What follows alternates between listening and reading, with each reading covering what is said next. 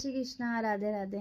तो मैं हूँ आपकी कृष्ण सखी और आज मैं आपको बताऊंगी भीष्म पितामह की कहानी। तो भीष्म पितामह को जब अर्जुन ने बाणों की शैया पे सुलाया था तो उन्होंने भीष्म पितामह ने कृष्ण भगवान से एक प्रश्न किया था कि माधव, मैंने तो अपने पूरे जीवन काल में कभी कोई ऐसा पाप नहीं किया, कभी कोई ऐसा अधर्म नहीं किया कि जिसका फल मुझे ऐसा मिले। ऐसे बाणों की शैया पे मैं मतलब लेटा हूँ, मतलब ऐसी पीड़ा मुझे प्राप्त हुई है, तो वो किस पाप से हुई है? मैंने तो ऐसा कोई अपने पूरे जीवन काल में कोई ऐसा पाप नहीं किया। और ये बात सही भी, भीष्म पिता ने उनके पूरे जीवन काल में कभी कोई ऐसा पाप नहीं किया था कि उनको ये फल मिले।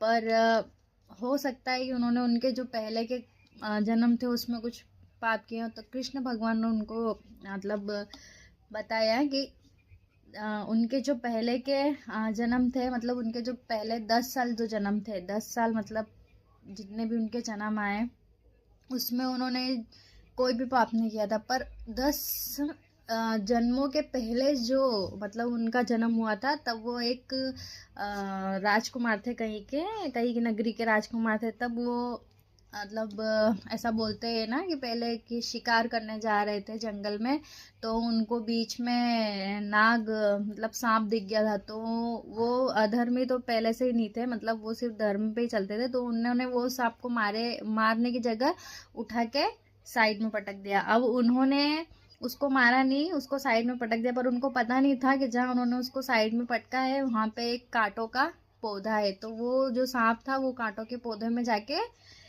गिर गया। अब वो जब पौधों में गिरा तो उसको पूरे मतलब शरीर में कांटों से मतलब पूरा उभर गया। उसने बहुत कोशिश की, 2-3 दिन तक बहुत कोशिश की निकलने की, पर वो निकल नहीं पाया। तब जब भी वो कोशिश करता निकलने की तो उसके मुंह से एक ही आ निकलती कि जैसा मेरे साथ हुआ है ऐसा तुम्हारे साथ भी कभी होगा।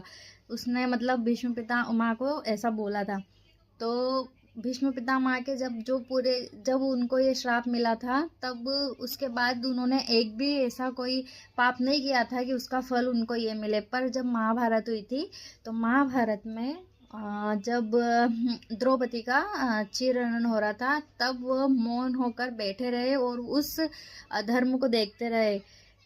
तब उनसे ये वाला पाप हुआ था, इसलिए उनको वो जो उनको श्राप मिला था वो सांप ने दिया था कि जैसे आज तूने मुझे कांटों में पटका है ऐसा तू भी किसी दिन ऐसे ही तड़पेगा। तो भीष्म पितामह को उस सांप का श्राप लगा था, इसी वजह से वो बाणों की शैया पे लेटे हुए थे। और